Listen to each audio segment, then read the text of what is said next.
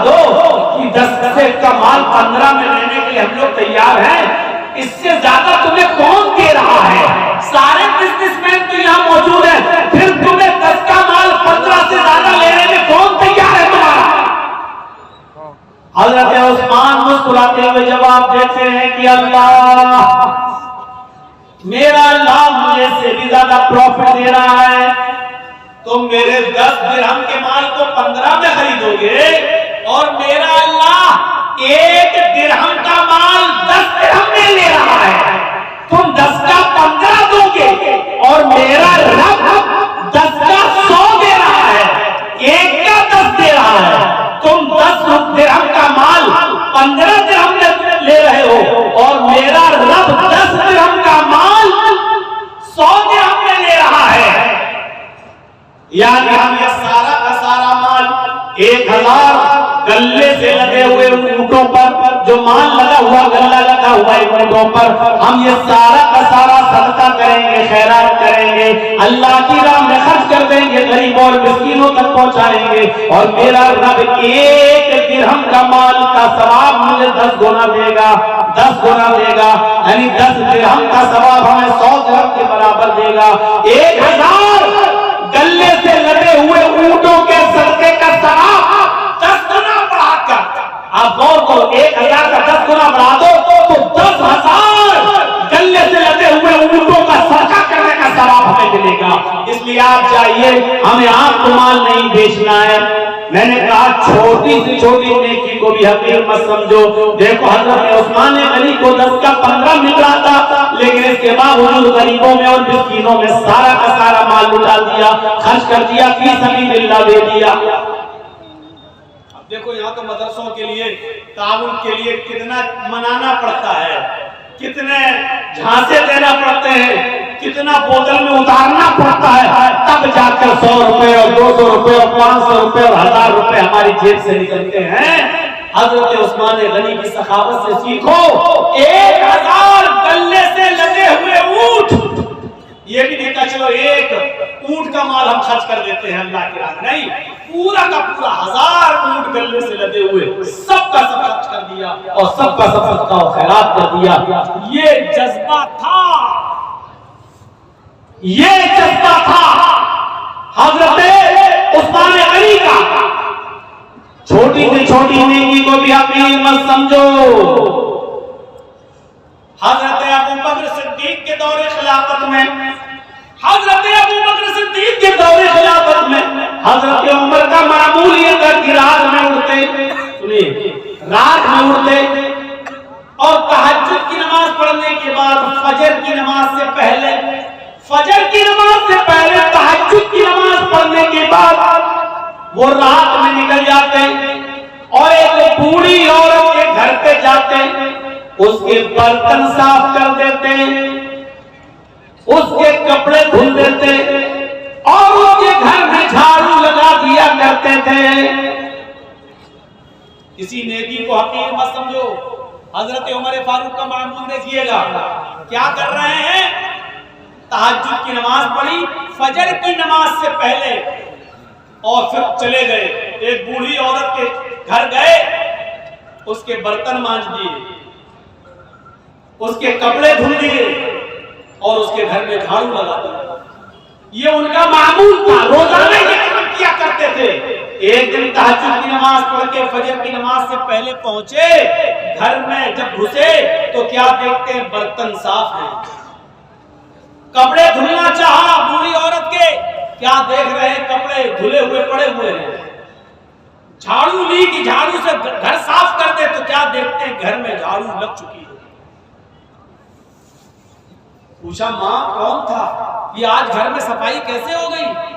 कहा बेटे मैं क्या जानूं, मैं तो आंखों से अंधी हूँ, नाबीना हूँ, मुझे क्या मालूम, मैं तो समझी कि तुम ही आए हो, बर्तन तुम मांज रहे हो, झाड़ू तुम लगा रहे हो, कपड़े तुम धुल रहे हो। कहा माँ मैं नहीं था। कहा बेटा मुझे नहीं मालूम फिर कौन था। हजरत उमर फारूक दूसरे दिन भी यही टाइम पर आए, तो क्या देखते हैं? दूसरे दिन भी बर्तन मांजे जा चुके हैं। क्या देखते हैं कि दूसरे दिन भी बर्तन मांज कर खत्म हो, बर्तन मांजे जा चुके हैं, झाड़ू लग चुकी है, कपड़े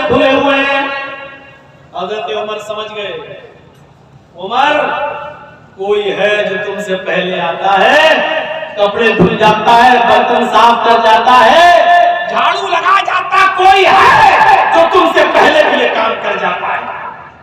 पता लगाना चाहिए कि कौन है। अब हजरत उमर जासूसी करने लगे, चुपके से देखें कि कौन है। तो तहज्जुद की नमाज पढ़ के आए और चुपके से छिप गए दरख्त की आड़ में। क्या देखते कि एक शख्स अपना चेहरा छुपाया हुआ चादर से आता है रात के अंधेरे में और उसी बूढ़ी औरत के घर में चला जाता है, बर्तन मांजता है, झाड़ू लगाता है, कपड़े साफ करता है, और उसके बाद जब वहां से निकलता है तो जैसे ही वो घर से निकलता है, हजरत उमर फारूक ने उसको पकड़ लिया। रुकिए, अपना चेहरा खोलिए तो कौन है आप? ये मेरा काम आप कैसे कर रहे हैं? अब उसने कहा ये मेरा तेरा क्या लाया है, तुम पहले आ जाओ, तुम कर लो, हम पहले आ जाए, हम कर लें, चेहरा नहीं दिखा सकता। हजरत उमर ने कहा तुम्हें अल्लाह का वास्ता चेहरा खोलो, मैं देखना चाहता हूं कि मुझसे भी पहले ये काम कौन करने आता है। जब अल्लाह का वास्ता दिया और जब चेहरा खोला तो क्या देखते हैं कि वो कोई और नहीं, हजरत अबू बकर सिद्दीक रज़ियल्लाहु ताला खलीफा हैं। अरे आज आपके इलाके का चीफ मिनिस्टर किसी गरीब के कपड़े क्या धुलेगा?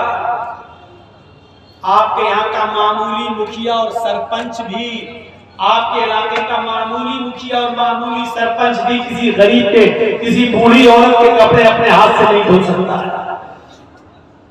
हजरत अबू बकर सिद्दीक रज़ियल्लाहु ताला अन्हु खलीफतुल मुस्लिमीन हैं, खलीफतुल मोमिनीन हैं। और क्या हजरत उमर देखते हैं कि कौन कपड़े साफ कर रहा है? अबू बकर सिद्दीक। कौन है अबू बकर सिद्दीक जो बर्तन मांज रहे हैं? कौन है जो घर में झाड़ू लगा रहा है? अबू बकर सिद्दीक। मेरे प्यारे साथियों, मैं बताना यही चाहता था कि किसी भी नेकी को हकीर मत समझो, छोटी से छोटी नेकी, ये झाड़ू लगाना मेरे भाई ये मामूली नेकी है, लेकिन हजरत अबू बकर सिद्दीक झाड़ू लगा रहे हैं। बर्तन मांज देना कोई बहुत बड़ा काम नहीं है। अगर किसी आदमी को अपनी इंसल्ट का ख्याल हो तो भले ही न मांजे, वरना बर्तन मांजना कोई बहुत बड़ा काम नहीं है। बर्तन मांज देना, कपड़े धुल देना, झाड़ू लगा देना, ये कोई बहुत बड़ा काम नहीं है। लेकिन हजरत अबू बकर इन कामों को भी हकीर नहीं समझा करते थे, हजरत उमर इन कामों को भी हकीर नहीं समझा करते थे। इसलिए फरमाया कोई भी छोटा से छोटी नेकी को भी हकीर मत समझो। खजूर ना हो, खजूर का टुकड़ा ही सकता हो, खैरात करो। मेरे प्यारे साथियों, इन चीजों को अपने जहन में रखिए, इन चीजों को अपने जहन में रखिए। मुसलमान वो होता है जो छोटी से छोटी नेकी को भी मामूली नहीं समझता है, और मुसलमान मोमिन वो होता है जो छोटे से छोटा गुनाह को भी पहाड़ समझता है। एक चीज याद रखिएगा, मुसलमान कौन होता है? जो छोटी सी छोटी नेकी को भी हकीर न समझे। मुसलमान कौन होता है? जो छोटे से छोटे गुनाह को पहाड़ के बराबर समझे, बहुत बड़ा समझे। और मुनाफिक कौन होता है? जो बड़े से बड़े गुनाह को भी मामूली समझे। मुनाफिक कौन होता है? जो बड़े से बड़े गुनाह को भी ये समझे कि नाक पर मक्खी बैठी थी, ऐसे उड़ाया और उड़ गई। यानी बड़े से बड़े गुनाह को भी वो समझता है जैसे नाक पर बैठी हुई मक्खी को उड़ाता है। ये मुनाफिक होता है, मुनाफिक। अंदाजा लगा रहे हैं आप? मुसलमान कभी छोटी से छोटी नेकी को भी हकीर नहीं समझता, और कोई छोटे से छोटे गुनाह को भी मामूली नहीं समझता, बल्कि बहुत बड़ा गुनाह समझता है। सहाबा इकराम फरमाते हैं, ऐ लोगों, जिन गुनाहों को तुम मामूली समझकर कर जाते हो, हम अल्लाह के नबी के जमाने में, हम रसूलुल्लाह सल्लल्लाहु अलैहि वसल्लम के जमाने में, हम छोटे से छोटे और मामूली से मामूली गुनाह को भी पहाड़ के बराबर समझा करते थे, पहाड़ के बराबर जाना करते थे। हम नबी अकरम सल्लल्लाहु अलैहि वसल्लम के जमाने में मामूली से मामूली गुनाह को भी पहाड़ के बराबर समझा करते थे। और मुसलमान की पहचान ये है कि उसके सामने एक रास्ता मुसीबत का हो और दूसरा रास्ता मासियत, गुनाह और नाफरमानी का हो। एक रास्ता तो हो मुसीबत का परेशानी का और दूसरा रास्ता हो गुनाह का, तो मुसलमान वो होता है जो मुसीबत के रास्ते को इख्तियार कर लेता है लेकिन गुनाह के रास्ते को इख्तियार नहीं करता। अब मैं मिसाल दूंगा, जरा सुनिएगा मेरे प्यारे साथियों। मुसलमान वो होता है जिसके सामने अगर दो रास्ते आ जाएं, एक तरफ परेशानी का रास्ता, मुसीबत का रास्ता और दूसरी तरफ गुनाह का रास्ता। कोई काम करने में परेशानी है और उस काम को न करने में ऐशो आराम है लेकिन गुनाह है, तो मुसलमान वो होता है जो परेशानी और मुसीबत का रास्ता इख्तियार करता है। हजरत यूसुफ अलैहिस्सलाम को देखिए, छोटे हैं, बच्चे हैं और उनके भाइयों ने बरगला लिया अपने माँ बाप को, अपने बाप याकूब अलैहिस्सलाम को बहका दिया।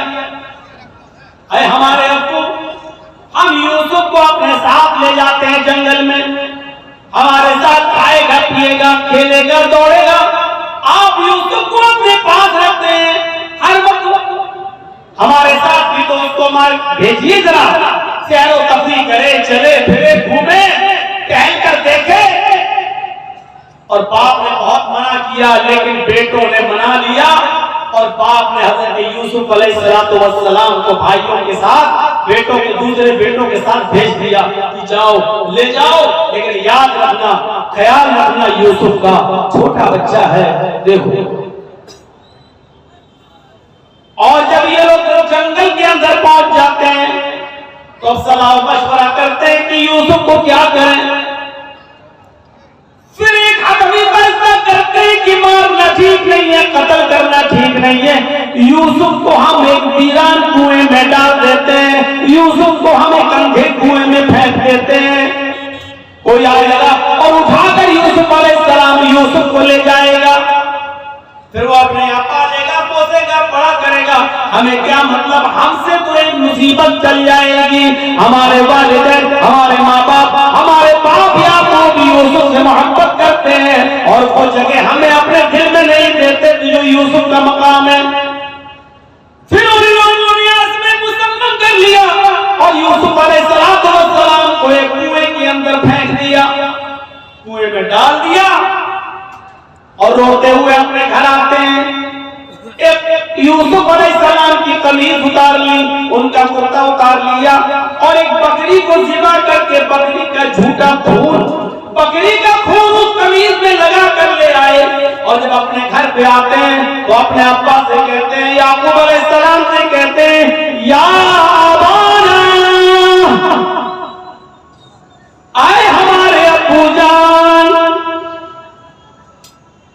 इन्ना ज़हबना नस्तबिकु व तरकना यूसुफ इंद मताइना फअकलहु ज़ीब। आए अब्बू जान, हम यूसुफ अलैहिस्सलाम को ले गए और हमने अब खेल कूद में लग गए, नस्तबिकु, हम खेल कूद में लग गए, हम दौड़ भाग में लग गए, व तरकना यूसुफ इंद मताइना, और यूसुफ को अपने सामान के पास छोड़ दिया कि तुम इसकी देख रेख करना। हम लोग इधर उधर खेल कूद में लग गए, भेड़िया आया और भेड़िया यूसुफ अलैहिस्सलाम को खा गया, भेड़िया आया और भेड़िए ने यूसुफ को फाड़ दिया। अरे हमारे अब्बू, आप हमारी बात पर ईमान क्यों लाएंगे, आप हमारी बात क्यों मानेंगे, वमान बिमुमिनिन लना, आप हमारी बात क्यों मानेंगे, वलौ कुन्ना सादिकीन, अगरचे हम सच्चे ही क्यों ना हो, हम सच बोल रहे हैं फिर भी आपको हमारी बात का यकीन नहीं होगा। अपने माँ बाप से ये बात कह दी याकूब अलैहिस्सलाम से। इधर एक काफिला आया, सुनिए, इधर एक काफिला आया, उसको प्यास लगी तो कुएं के पास चला गया, उसने डोल डाला, डोल, उस यूसुफ अलैहिस्सलाम उस डोल में बैठ गए, उसने जब खींचा तो डोल भारी लगा, उसने झांक कर देखा तो जो छोटा बच्चा पड़ा हुआ है यूसुफ उसने काफिले वालों को खुशखबरी सुनाई, या बुशरा हाज़ा गुलाम, ऐ काफिले वालों खुशखबरी सुनो, ये तो एक बच्चा पड़ा है, यहाँ तो एक लड़का पड़ा हुआ है, बच्चा बड़ा खूबसूरत बच्चा यहाँ कुएं में पड़ा हुआ है। निकाला, मिस्र के बाजार में ले गए और वहां उस बच्चे को बेच दिया गया। और जानते हो इतना खूबसूरत बच्चा यूसुफ अलैहिस्सलाम, जिनकी खूबसूरती का जिक्र कुरान में मौजूद, लेकिन इस खूबसूरत बच्चे की कीमत भी क्या लगी मिस्र के बाजार में, जानते हो? उनको पैसा चाहिए था। कहते हैं कि कोई चोरी का माल हो या ऐसा कोई माल हो तो आदमी जल्दी हटाता है। कभी कभी 20,000 का मोबाइल 2,000 में लेके चला जाता है, जल्दी हटे, जल्दी से निकले और पकड़ा जाए तो दूसरा पकड़ा जाए, हम ना पकड़े जाए। ऐसे उन्होंने देखा कि ये यूसुफ हमें मिले तो जल्दी से इनको हटा दिया जाए। और मिस्र के बाजार में जब बोली लगी तो जानते हो बहुत कम कीमत में उनको बेच दिया गया। वशरऊहु बिसमनिन बख्सिन दराहिम मअदूदा। कुरान के अल्फाज देखो मेरे भाइयों, उन लोगों ने चंद सिक्कों में यूसुफ को बेच दिया, चंद टकों में, चंद खोटे सिक्कों में यूसुफ को बेच दिया। लो, यूसुफ अलैहिस्सलाम बादशाह मिस्र के मेहमान बने। धीरे धीरे बादशाह मिस्र के पास पहुंचे। बादशाह मिस्र ने अपनी बीवी से कहा, ये बच्चा है, इसकी देखरेख करो, आगे चलकर हो सकता है कि हम इसको बेटा बना लें। देखो, इसकी खिदमत करो, देखभाल करो। और बादशाह मिस्र के घर में यूसुफ की परवरिश होने लगी। धीरे धीरे बड़े होते गए और एक दिन आया कि यूसुफ अलैहिस्सलाम अपनी जवानी को पहुंच गए। यहाँ खूबसूरती अपनी कयामत बर्पा कर रही थी और यहाँ यूसुफ अलैहिस्सलाम जवान हो गए। और उधर बादशाह मिस्र की बीवी का दिल हचकोले लेने लगा। वो इस गुलाम पर, यूसुफ अलैहिस्सलाम पर अंदर ही अंदर दिलो जान से फरेबता थी, दिलो जान से कुर्बान थी। धीरे धीरे ये चर्चा मिस्र की औरतों में होने लगा। और मिस्र की औरतें और औरतों में किसी बात का चर्चा बहुत जल्दी होता है। कोई भी बात हो, अगर आपको बहुत जल्दी फैलाना हो तो बस 2-4 औरतों में फैला दो, शाम तक होते होते पूरे गांव में ऑटोमेटिक फैल जाएगी। ये बात मिस्र की औरतों में फैल गई। ओ बादशाह की बीवी, ओहो, अपने गुलाम पे मरती है, अपने गुलाम को दिल दे बैठी है, अपने गुलाम के साथ मुंह काला करना चाह रही है, अपने गुलाम के साथ ये हरकत करती है। बादशाह मिस्र की बीवी के चर्चे जब मिस्र की औरतों में होने लगे तो उस औरत ने, यानी बादशाह की बीवी ने सारी औरतों को दावत दे दी।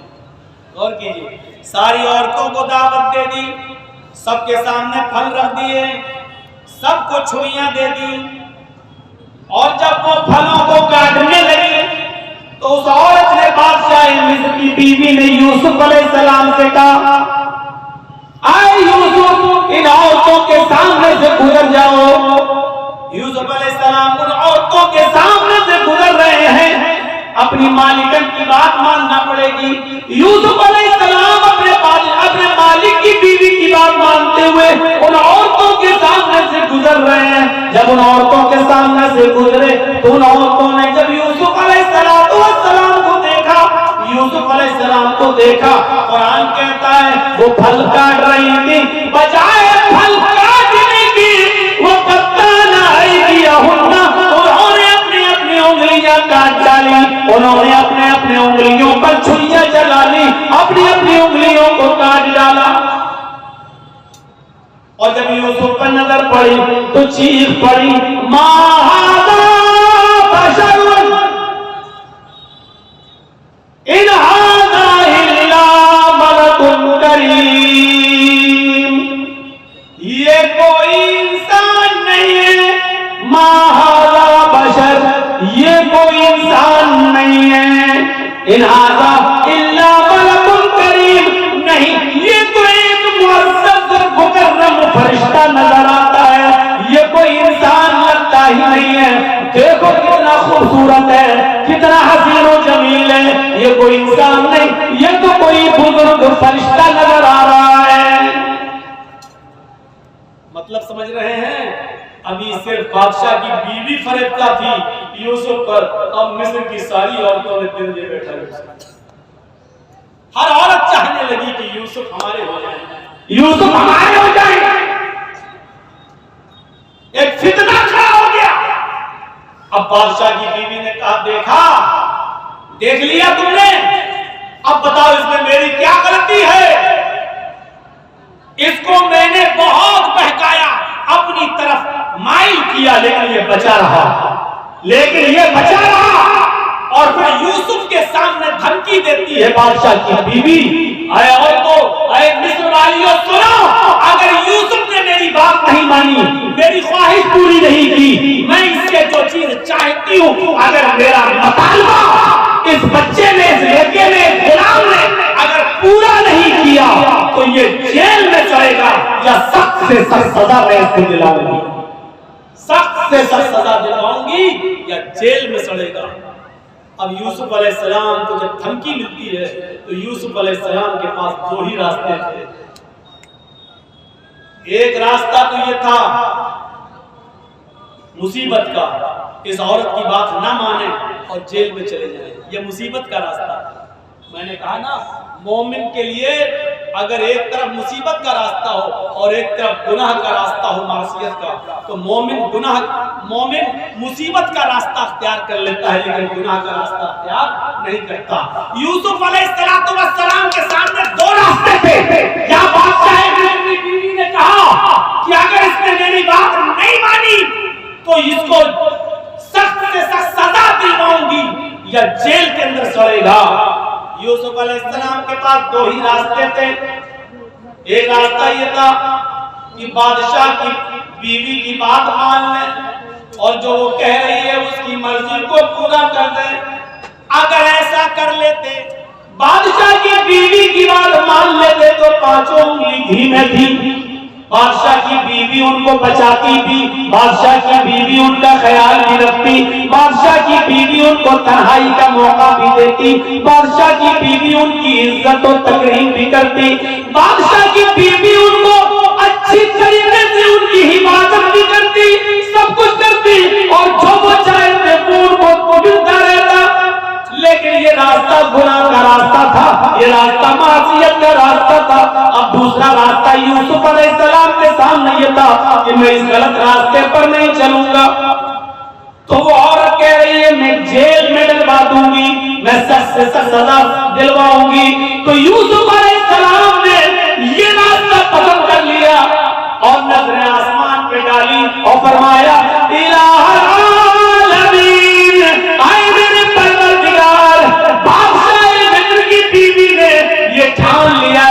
मैं उसके साथ गलत काम करूं, और वो ये भी कह रही है अगर इसने मेरी बात न मानी तो मैं इसको सजा दिलवाऊंगी और जेल में डलवा दूंगी। रब्बी सिजनु अहब्बु इलैया मिम्मा यदऊननी इलैहि। आए मेरे परवरदिगार, आए मेरे अल्लाह, आए मेरे रब, मुझे जेल में जाना ज्यादा पसंद है।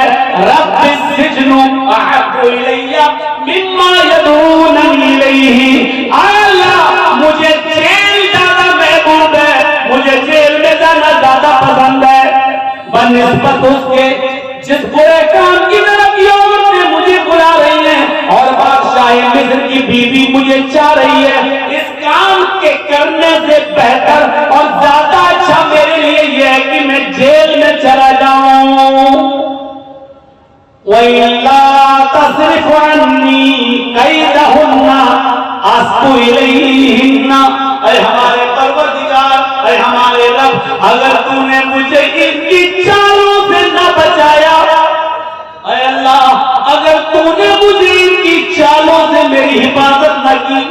ये औरत की चालें कितनी खतरनाक होती है। आपको अपने घर में प्यार और मोहब्बत के जाल में फंसाकर बुला भी लेंगी और आपको फंसवा भी देंगी, आपको फंसवा भी देंगी। तो इसीलिए यूसुफ अलैहिस्सलाम क्या करें, व इल्ला तस्रिफ अन्नी कैदहुन्ना, ऐ अल्लाह मुझे जेल जाना ज्यादा महबूब है, ज्यादा पसंद है बनिस्बत उसके जिस बुरे काम की तरफ ये मुझे बुला रही है। आय अल्लाह अगर तूने मुझे इनकी चालों से महफूज न किया, अगर तूने मुझे इनकी चालों से न बचाया, आज तू यही ना तो मैं भी इनकी तरफ झुक जाऊंगा, मैं भी इनकी तरफ माइल हो जाऊंगा, मैं भी इनके साथ काम कर बैठूंगा। वाह तुम मिनल जाहिलीन, और मैं जाहिलों में नादानों में से हो जाऊंगा। ऐ अल्लाह मैं जाहिलों और नादानों में से हो जाऊंगा। इसलिए अल्लाह मुझे इनके शर्र और फितन से और इनकी चालों से तू मेरी हिफाजत फरमा। इस वाक़े की रोशनी में जो कुरान की आयत से मैंने साबित किया है, क्या पता चलता है मेरे भाइयों कि मोमिन वो होता है कि जिसके सामने एक तरफ मुसीबत का रास्ता हो और एक तरफ गुनाह का रास्ता हो, तो वो मुसीबत को उठाना और परेशानी को मोल लेना ये ज्यादा बेहतर समझता है, लेकिन गुनाह को अख्तियार नहीं करता है। ये मोमिन की निशानी है। हमारे और आपके पास ये निशानियां हैं। क्या हम मोमिन हैं? क्या हम ऐसा करते हैं? इसलिए याद रखिए मेरे साथियों, गुनाहों की दलदल से बचिए, गुनाहों की दलदल से बचिए और अल्लाह रब्बुल आलमीन को पुकारते रहिए, अपने गुनाहों की तौबा माफी मांगते रहिए कि अल्लाह रब्बुल आलमीन फरमाता है, कुल या इबादियल्लज़ीना असरफू अला अनफुसिहिम ला तक़नतू मिन रहमतिल्लाह। ऐ मोहम्मद सल्लल्लाहु अलैहि वसल्लम मेरे बंदों से कह दो, या इबादियल्लज़ीना असरफू अला अनफुसिहिम, ऐ अल्लाह के बंदो अगर तुमने गुनाह कर करके, अगर तुमने जुल्म कर करके, अगर तुमने अय्यारियों मक्कारियां कर करके गुनाह कर डाले और जमीन और आसमान भी भर लिए, अपनी जानों पर तुमने जुल्म किया, अपनी जानों पर तुमने जुल्म किया है और तो हद से आगे बढ़ चुकी हो, ला तक़नतू मिन रहमतिल्लाह, कह दो अल्लाह के बंदो अल्लाह की रहमत से नाउम्मीद मत हो जाओ, अल्लाह की रहमत से नाउम्मीद मत हो। अल्लाह रब्बुल आलमीन तुम्हारे गुनाहों को भी माफ कर देगा, बशर्त ये कि तुम सच्चे दिल से तौबा करो, इस्तिग़फ़ार करो। मेरे भाइयों याद रखिए, मैंने खुतबा मसनूना के बाद जो आयत पढ़ी है वो इसी से मुताल्लिक है, तौबा और इस्तिग़फ़ार। या अय्युहल्लज़ीना आमनू तूबू इलल्लाहि तौबतन नसूहा असा रब्बुकुम अन युकफ्फिरा अन्कुम सय्यातिकुम व युदखिलकुम जन्नातिन तजरी मिन तहतिहल अनहार। अल्लाह रब्बुल आलमीन क्या फरमा रहा है? आए मुसलमानों, आए ईमानों वालों, तुम अल्लाह से खालिस और सच्ची तौबा करो। तूबू इलल्लाहि तौबतन नसूहा, आए ईमानों वालों तुम अल्लाह से खालिस और सच्ची तौबा करो। खालिस और सच्ची तौबा क्या होती है? तौबतन नसूहा क्या होती है? तौबा के मफ़हूम में ये दो चीजें शामिल, तीन चीजें शामिल हैं। अगर कोई आदमी अल्लाह से तौबा करता है और ये तीन चीजें उसकी तौबा में शामिल नहीं है तो वो तौबा नहीं है। कोई गुनाह हो गया अल्लाह तौबा तौबा तौबा तौबा, ये तौबा नहीं है। बहुत से लोगों को आपने देखा होगा, कोई गुनाह कर बैठे तौबा तौबा, ये तौबा नहीं है। तौबतन नसूहा में तीन चीजें शामिल हैं। पहली चीज ये है कि अगर हमसे कोई गुनाह हो रहा है या हो गया तो हमें उस पर नदामत हो, ओह ये हम क्या कर बैठे हैं। पहली चीज, कोई गलती हमसे हो जाए, कोई गुनाह जब हो जाए तो उस पर पहली चीज क्या? नादिम होना, शर्मिंदा होना। तो ये हमसे क्या होगा अल्लाह, ये हमसे क्या होगा, पहली चीज। और दूसरी चीज, जो गुनाह कर रहे हैं उसी वक्त उसको छोड़ दे। मान लीजिए शराब पी रहे हैं, 2 ही घूंट पिए थे, ये मुझसे क्या होगा, तो ये क्या होगा, ये तो हराम चीज है। पहली चीज शर्मिंदगी, और दूसरी अब ना पिए, फौरन छोड़ दो, दूर कर दे। तर्क गुनाह फौरन उसी